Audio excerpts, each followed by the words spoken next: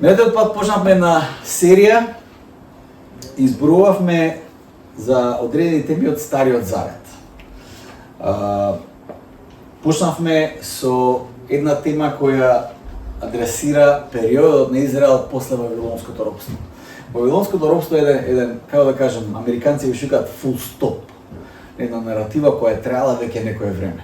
Од почетокот од кога Господ го повикал Авраам да биде негов пријател, преку него да го благослови цел свет, од тука почна една наратива во која се гради, која расте, и завршува со ветената земја, со изградбата на храмот. Тоа е кулминација на сите тие ветувања за Израел, и одеднаш доаѓа Вавилонското робство. Тоа е толку неочекувано, што толку се шокирани луѓето, израелците, што во Вавилон имаат страв дека се што тие граделе, тој се што Господ градал преку нив во изминативе 15 века до тој момент, дека може да биде изгубено. И таму во Вавилон, таму во робството, таму во надвор од нивната комфортна зона, таму почнува сета таа традиција која ние ја гледаме преку рабинското учење, рабините таму ги развиваат своите школи, толкувањето, таму се на некој начин се собираат тие старозаветни списи, таму се случува канонот на Стариот Завет, таму почнува таа некоја традиција на синагогите, преку која традиција всушност и ние денес црквите продолжуваме. Знаете, црквата, ова што сега ние го правиме, не е продолжување на храмот, верували или не, иако секако има како да кажем, обележи од храмот, црквата, ова што сега го правиме, наличува многу повеќе на тоа што се случувало во синагогата. А сето тоа е почнато во Вавилон. И тоа бил многу важен период за израелците.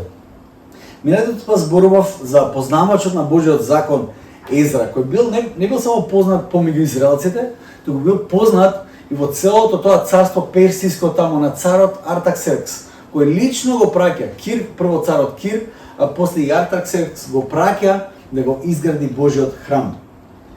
Многу важно. Го читавме за целиот тој процес. Од тоа што можеме да научиме беше дека дури да бидеме во ситуација како Езра, а во која ситуација бил Езра, ќе во окрвам тие што не сте да слушале проповедта, да ја слушате, многу е важна. Езра бил во ваква ситуација. Ги има сите можни ресурси, достатни, сите. Ги има сите политички погодности, го има сиот благослов што постои, има сите најпогодни услови што може да ги има некој за било каква мисија. Има неограничен буџет, тоа барем ја не сум го искусил до сега, да прави што сака. Има заштитата од царот и прво нешто што прави, кога ќе дојде до највисоката точка на сите тие поволници, тој што прави? Тој застанува и прогласува пост и молитва. Поуката која извлековме од минатиот пат, една од тие работи, беше кога се во животот ни тргнува на убаво и на добро, тоа не значи сезона на помалку духовност, туку на повеќе духовност. Тоа е лекцијата. Обично викаме кон Бог кога ни само ни е тешко. Тешко ни ќе извикаме кон Бог. Ама кога ни е убаво, знаеме да забораваме на Бог. Знаеме да се опуштиме. Знаеме да се олабаеме малце. Езра не падна на тој тест. Кога имаше сите најубави погодности, тој не беше помалку духовен, тој беше уште повеќе духовен.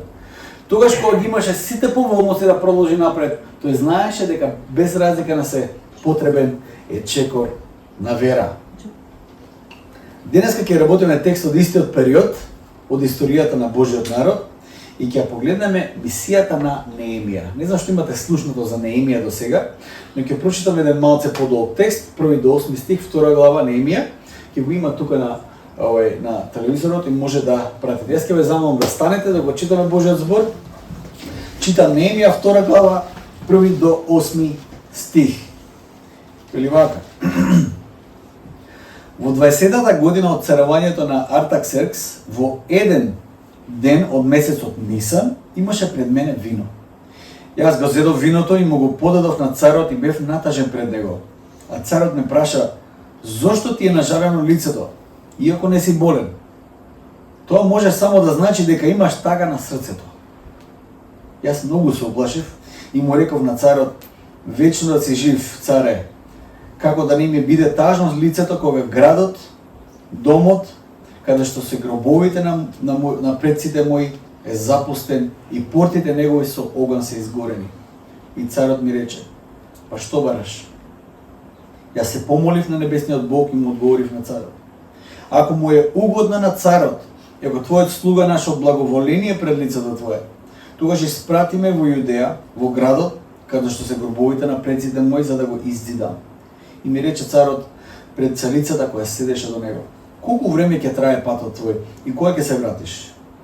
И царот се согласи да ме пушти, и откако го определи времето, тогаш му реков на царот: ако благоволи царот, нека ми се даде писмо до управителите на областа за реката, за да ми дозволат да минувам додека стигнам до Јудеја, и писмо до Асав, чувар на царските шуми, да ми даде дрва за вратите на тврдината што е кај Божиот дом, и за градските ѕидишта, и за куќата во која ќе живеам.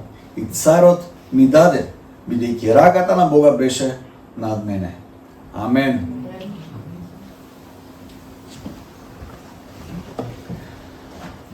Да не забораваме дека пехароносецот, во овој случај Неемија, он бил пехароносец на царот Артаксеркс, и оној кој го чува животот на царот.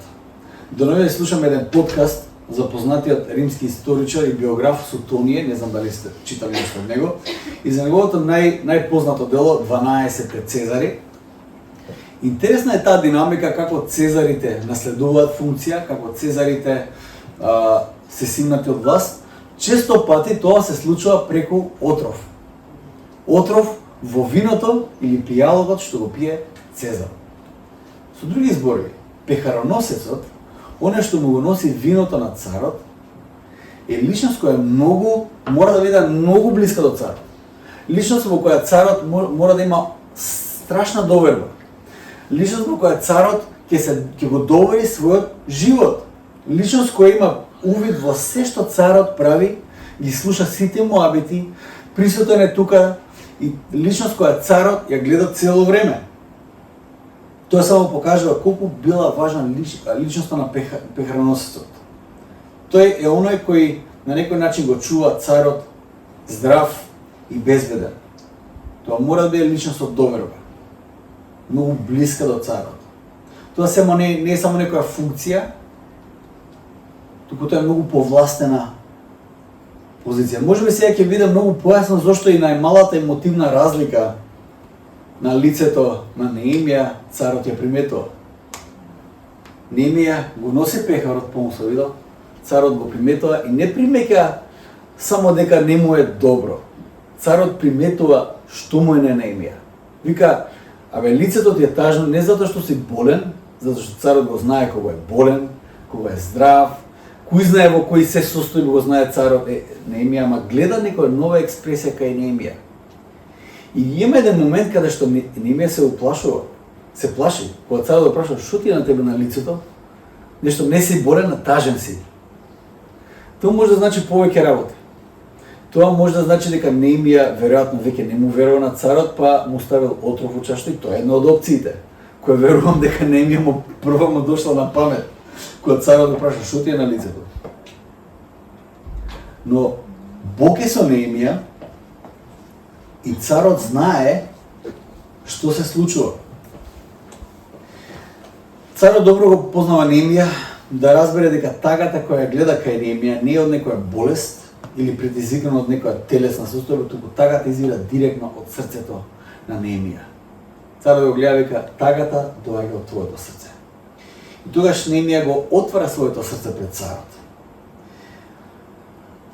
Речи си секоја обнова на Божиот народ следи едни зборови кои може да ги прочитаме во втора летописи.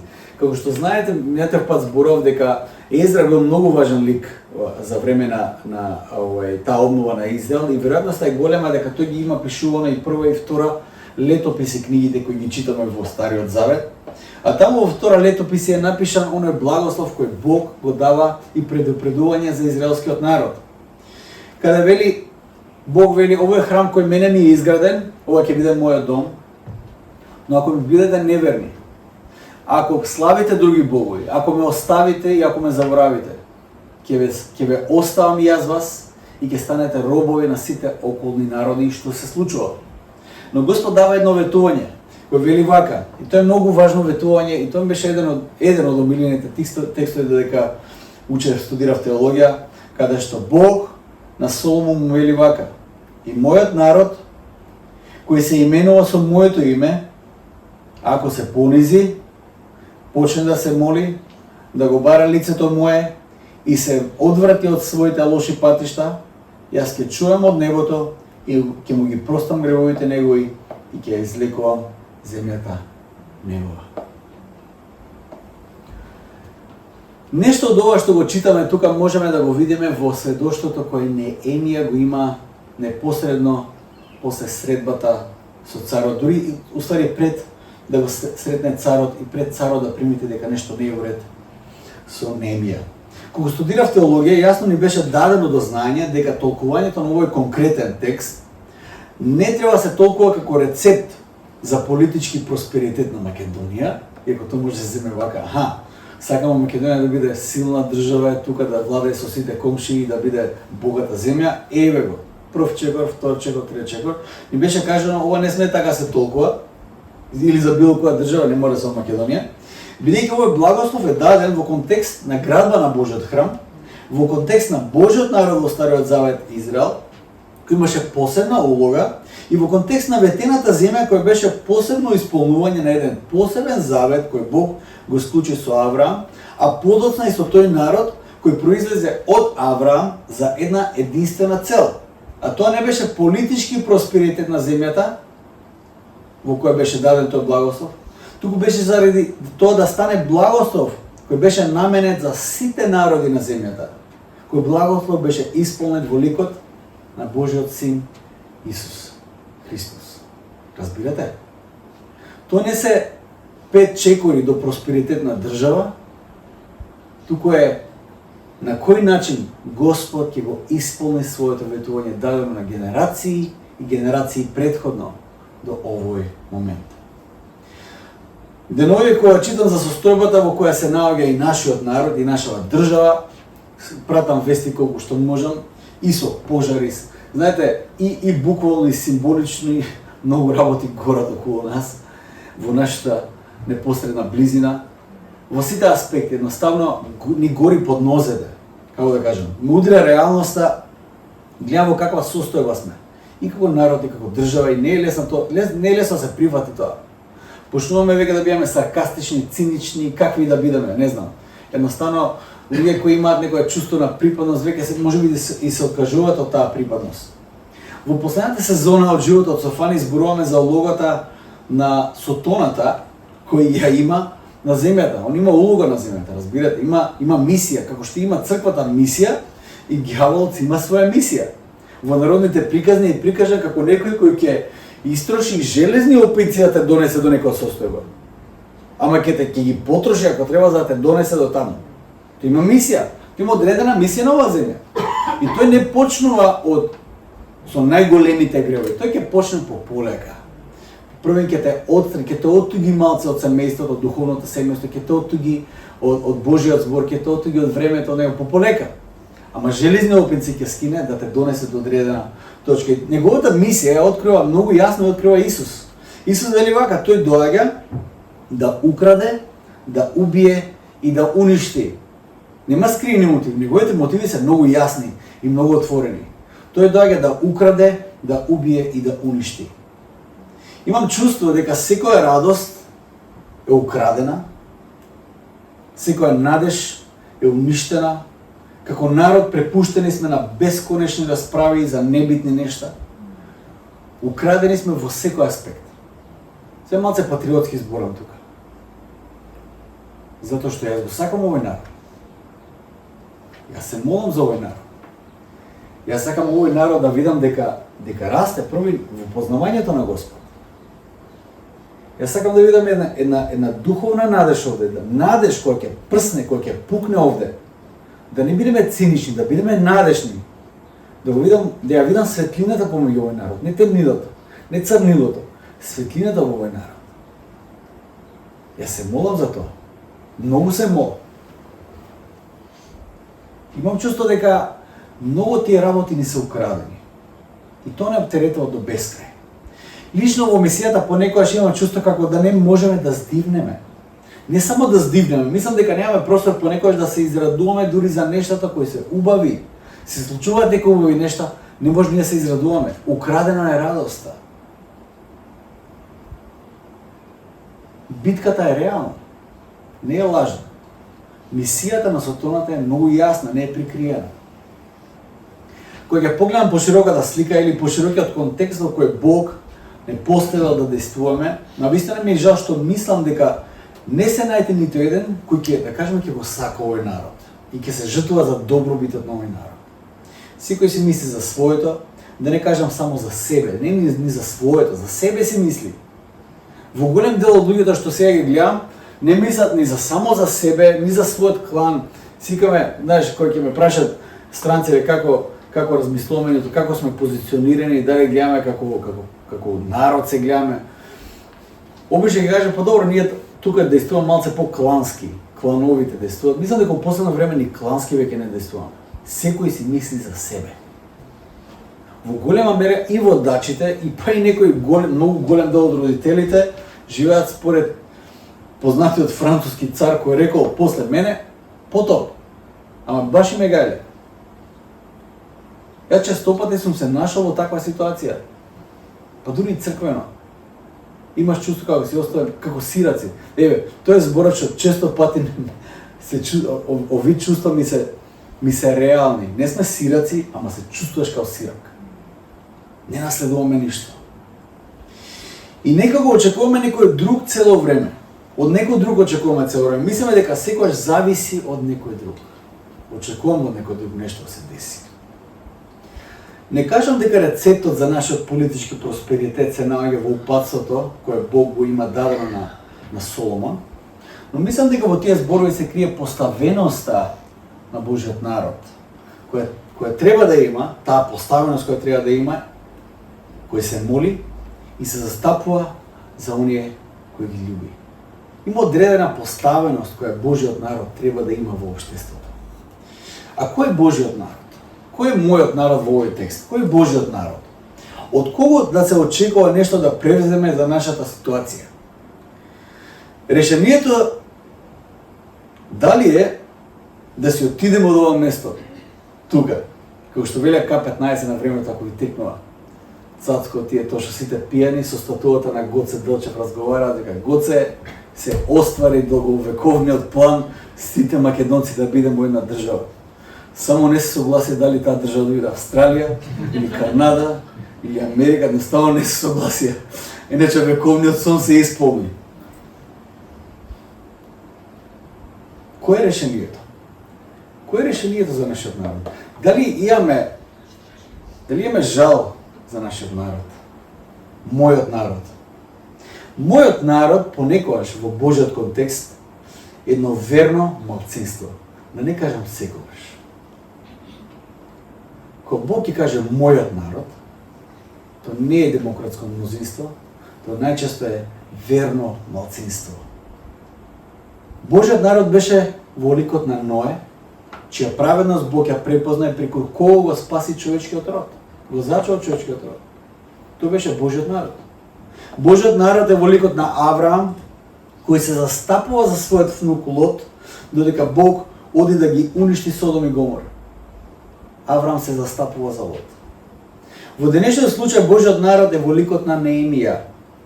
Бог ја послуша молитвата Неемија.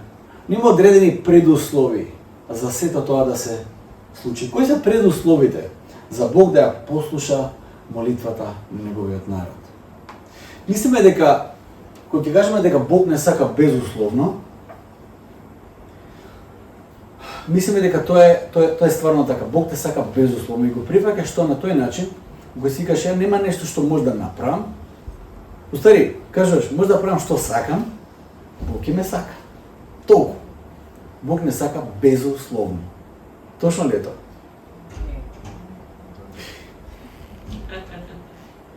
Бог не сака бескрајно. И Божјата љубов ние не може да условиме или да ја сопреме. Но тоа што можеме ние да направиме е дали ние ќе прифатиме таа љубов или нема да ја прифатиме таа љубов. И од тоа зависат многу работи. Дали Божјата љубов ќе ја прифатиме или нема да ја прифатиме, зависат многу нешта како ќе течат во нашиот живот. Бог може да те сака безгранично, најмногу да те сака, но ако ти не одиш по неговиот пат, Бог не може тоа да го исправи. Затоа што ние така сме создадени. Тоа е едноставно. Со други зборови сакам да кажам, кога Бог ни повикува да бидеме негов народ, тој ни повикува со одредена улога.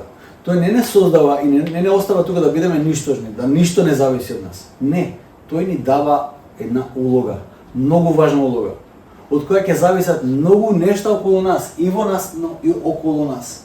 Со други зборови, има одредени предуслови за Бог да го менува општеството преку нас и околу нас. Има одредени предуслови. Не си ти прашинка во ветрот, ти си круна на Божјото создание. И затоа што си круна на Божјото создание, Бог има важна улога за тебе и за мене. Што прави Неемија? Еве како почнува книгата на Неемија. Вели вака, Неемија 1 глава, 1 до 4 стих.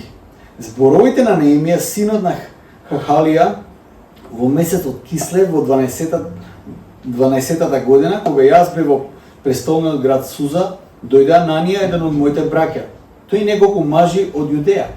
Јас ги прашав за спасените јудите што го избегнаа робството и за Ерусалим. А тие ми рекоа, оние што останаа незаробени, се наоѓаат таму во земјата своја и се во голема неволја и понижување. А зидовите на Ерусалим се урнати и портите негови со оган изгорени. Кога ги чув тие зборови, седнав и заплакав и бев нажален неколку дена.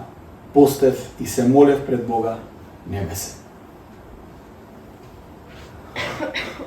Обично мислиме дека ако го знаеме проблемот, ако само го покажеме проблемот, голем дел од проблемот ќе биде решен. Мислам дека оние кои го известија Неемија добро го познаваа проблемот на народот во Ерусалим. Всушност има подобар увид во проблемот од самиот Неемија. Затоа што Неемија нив ги прашува каква е состојбата. Тие му кажува, значи тие биле таму, биле во Ерусалим, го виделе проблемот, го искусиле проблемот, многу подобро го знаат проблемот од Неемија. Но само знаењето на проблемот не решава апсолутно ништо. Потребен беше Неемија, кој не беше најквалификуван, кој не најдобро го знаеше проблемот, кој не беше ни во проблемот, да превземе нешто за да се реши проблемот. Неемија беше оној кој превзеде чекор. Кога дискутираме ние во Македонија, има еден надправа за тоа кој колку добро и длабоко познава проблемот во кој се наоѓаме. Обично кога седиме и збориме политички муабети, пошто тоа цело време се дешава, ние сите имаме надправа кој повеќе, како да кажам, скриени и улични муабети знае за политиката во Македонија. Ама он так, ама од таму доаѓа. Има надправа кој повеќе работи знае. Имаме длабоко задоволство во тоа да знаеме кој е вистинскиот проблем. Оствари позади нештава. И тука застануваме. Завршува муабетот, има една точка и тука застануваме. Како што гледаме, Неемија не беше ни најдобро запознан со ситуацијава, а да бидеме искрени, не се ни наоѓаше во некоја лоша ситуација, он беше пехороносецот на царот. Он беше во прилично добра ситуација. Фактички, што и да направеше екстра Неемија, ризикуваше многу. Многу ризикуваше. Тој ја уживаше повластената позиција која имаше да седи до царот. Да биде најзаштитен во царството. Што го него брига што се случува во Ерусалим. Океј, како дете бил однесен, но веќе не се сеќава на ништо од таму. Пред да се случи чудото, Неемија да остане жив после таа ситуација, па да биде пуштен од царот да се врати дома, и не само тоа, туку да му бидат отворени царските ресурси за обнова на потребното царство и поробеното царство и народ, можеме да видиме некои предуслови кои се појавуваат на повеќе места каде што се забележани Божите чуда. Има еден важен предуслов за Божјото чудо. Сакаме да видиме Божи чуда. Не можеме да ги предизвикаме Божи чуда, не сме ние тие во таа позиција да му ја свиткаме раката на Бог за да Бог да направи чуда. Но речи си секогаш, има некои предуслови кои можеме да ги забележиме, кои претходат пред Божјите чуда да се случат. Важна напомена, познавајќи ги тие нешта, повторно не значи дека ако само ги следиме тие неколку чекори, Божите чуда се загарантирани, но едноставно сакам да ги разгледаме нештата кои претходат пред Божите големи чуда и дела во историјата. Таквата состојба не може да се исполнира, да се одблуми, да се стави во некој систем. Едноставно станува состојба на срцето на поединецот или групата пред која Бог почнува да действува. А кои се тие некои предуслови? Прва работа што може да ја видиме кај Неемија во овој момент е сочувство. Сочувство. Сочувството е како еден предуслов за сите чуда кои се случуваат па дури и во времето на Исус. Сочувството не се однесува само на сиромаштија, на болест ако некој е болен, некоја трагедија, недостаток на храна. Сочувството подразбира длабоко во срцето на човекот за целокупната состојба на некој друг во која се наоѓа. Исус имаше сочувство затоа што неговиот народ беше како овци без пастир. Секогаш кога се случуваше некој големо чудо, Исус имаше сочувство на народот. Еве да кажеме во Марко 6 глава. Исус кога излезе од коработ, нели, пошто одеше од другата страна на морето, виде многу народ и се смилува над нив. Зошто? Зашто беа како овци без пастир и почна да ги поучува многу. Тоа што следеше после поуката беше чудото со 5000 луѓе кои беа нахранети од 5 лева и 2 риби. И ако внимателно читате Новиот Завет, ќе видите дека често пати Исус има сочувство и се случува чудо. Сочувство и се случува чудо. Читајќи Евангелијата ќе видите дека тоа е како некој предуслов да почне да действува Господ преку неговите следбеници. Најважниот момент во кој Исус сочувствуваше беше на крстот, додека се молеше за оние кои го распнаа и се молеше за нив. Прости им татко, бидејќи не знаат што прават. Додека го распнува, тој се молеше за нив. Тој имаше сочувство на нивното незнаење, на изгубеноста на народот, отугеноста од таткото, духовното слепило, и тој беше спремен да пострада за оние за кои тој сочувствуваше и за оние кои го ранија да умре на крстот. И таму на тоа место се деси најголемото чудо, победата над смртта. Неемија имаше сочувство ради срамот кој беше врз неговиот народ. Имаше сочувство за сите тие кои останаа во Ерусалим. Тие демек имаат добра наратива, не станаа робови, но тие се во ужасна ситуација. Беа слободни, но во ужасна ситуација. Предусловите за чудата се наоѓаат во нашите срца. Дали моето срце е во состојба на телесен или на духовен човек? Сега се изразвам малце теолошки. Дали моето срце размислува телесно или размислува духовно? Дали моето срце е обземено од личниот просперитет или моето срце се чувствува за заедницата во која се наоѓа? Кај се наоѓа твоето срце? Дали се чувствуваш со луѓето за заедницата во која живееме овде? Дали навистина се чувствуваме? Дали навистина жалиме или само се жалиме? Тоа е различно. Дали жалиме навистина за состојбата на нашиот народ или само се жалиме за состојбата на нашиот народ? Многу е различно тоа. Дали не обзема тага кога ќе видиме во каква состојба се наоѓаме ние? Дали тоа поттикнува сочувство кај нас? Дали поттикнува молитва? Дали поттикнува застапништво? Дали поттикнува љубов кај нас за овој народ? Многу е важно тоа прашање. Тој е првиот предуслов за големите Божји чуда. Првиот предуслов. Дали имаме сочувство за оние за кои сме пратени? Вториот чекор кој го гледаме кај Неемија е кајање. Кајање пред Господ. Кајање за гревовите мои и на мојот народ. Така почнува молитвата на Неемија. Неемија не ги спомнува ниту бугарите, ниту грците, ни Брисел, никој друг не спомнува Неемија. Неемија никој друг не спомнува. Неемија спомнува јас, мојот народ, моите предци, мојот татко, мојот личен грев. Тоа беше неговата молитва. Одговорот на Неемија не беше само сожалување и само праведност, туку беше кајање. Не покајничкото срце, е голем блокатор за Божјиот благослов. Божјата милост не може да дојде на место на самоправедност. Ако ние пристапуваме со самоправедност, како Божјата милост ќе дојде? Кога ти му викаш на Господ, ти умре за сите, ама не и за мене. Јас сум окей. На кој начин Божјата милост ќе дојде тука? Божјата милост доаѓа таму каде што има кајање. Божјата милост може да дојде на места само каде што има кајање. И доаѓаме до начинот на кој ние тоа го правиме.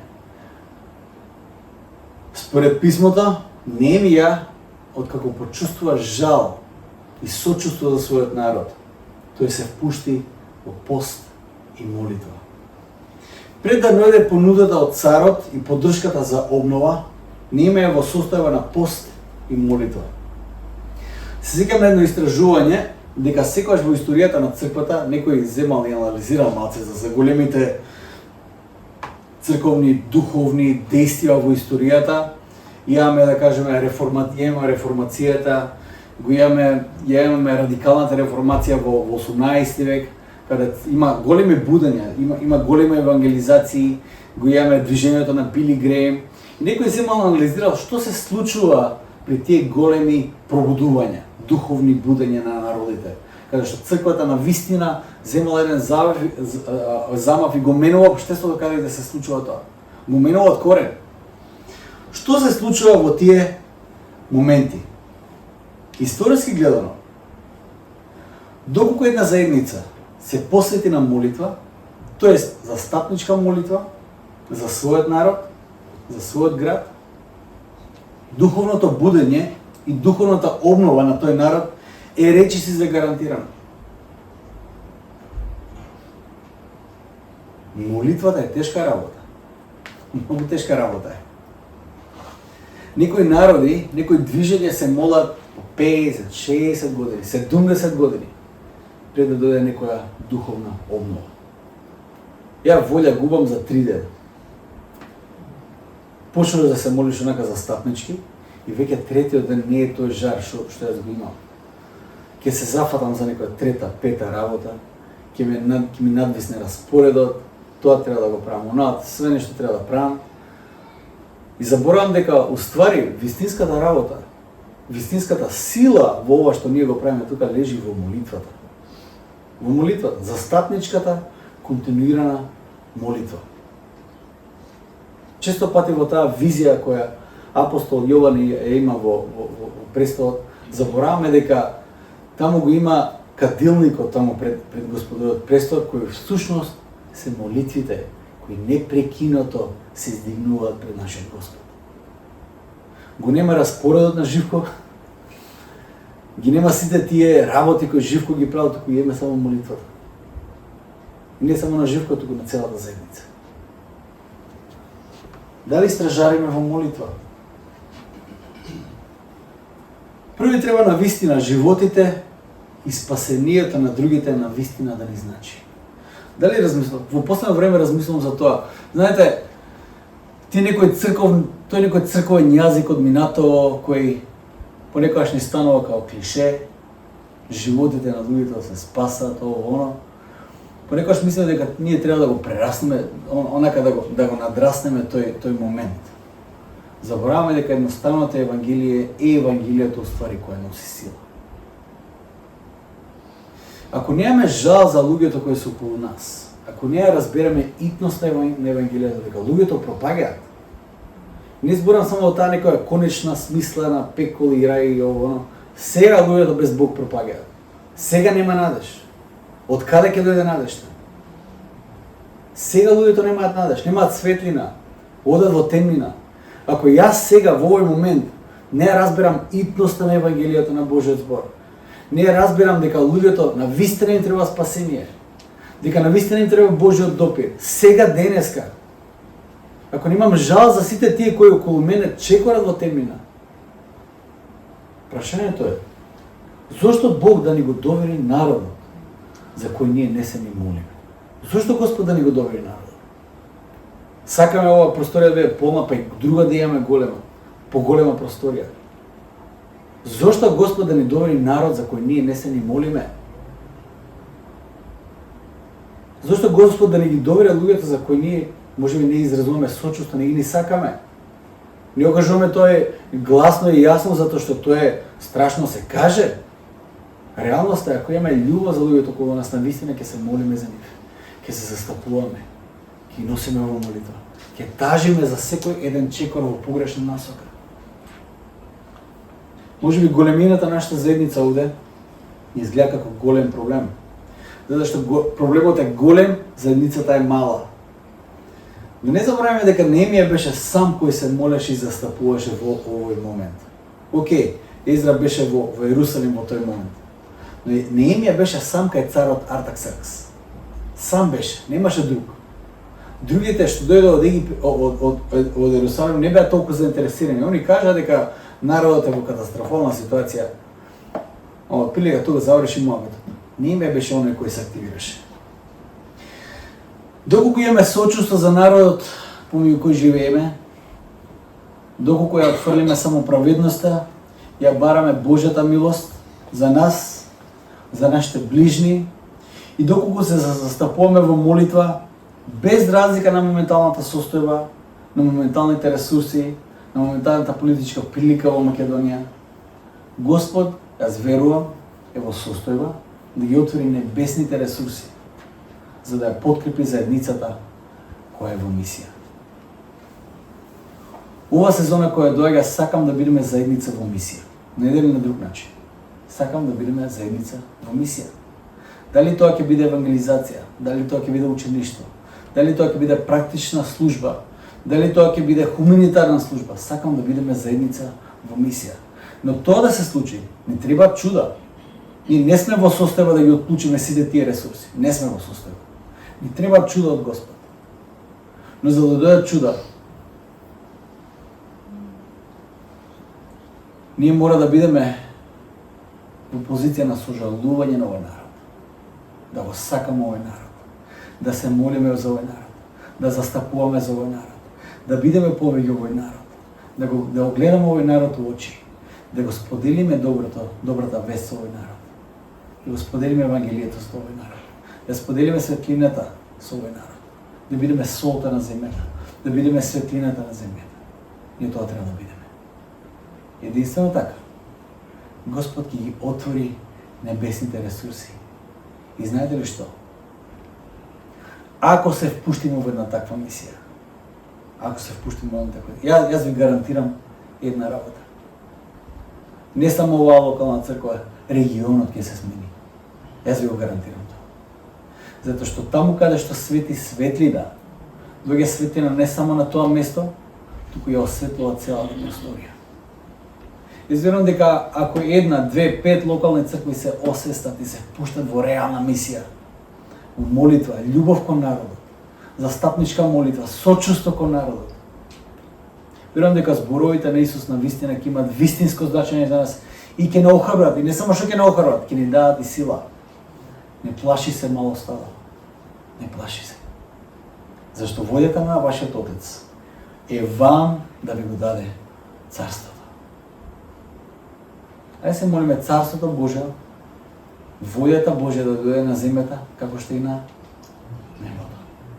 Така научеше Исус да се молиме. Волјата на Божја да биде на земјата, како што и на небото. И го прашаме за крај, ќе ги повторам, дали го сакаме овој народ? Дали сакаме оваа држава? Дали се молиме за овој народ? Дали се застапуваме за овој народ? Ако не, мислам од денес треба да почнеме. На вистина треба да почнеме. Да бараме од Господ да дејства тука преку нас. Не да чекаме од друг. Господ нас не повикал. Божиот народ, мојот народ, кој се нарекува со моето име, ако подигне свој глас, ако се покае, се одврати од лошиот пат, јас ќе го послушам и ќе му ја исцелам земјата.